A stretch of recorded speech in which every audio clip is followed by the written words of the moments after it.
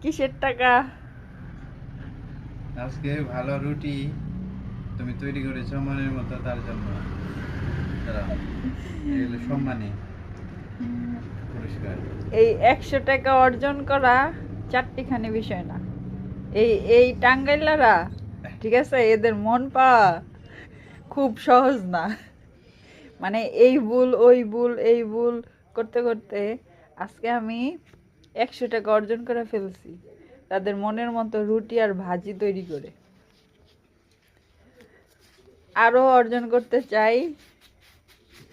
আরো কি দিবা? জামাইকে বলতেছি, নেক্সট টাইম আপনি কি টাকা দ্বিগুণ করতে চান?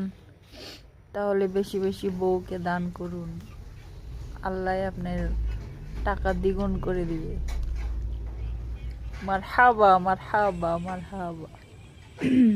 সেই স্বাদ, সেই স্বাদ, এ স্বাদের ভাগ হবে না।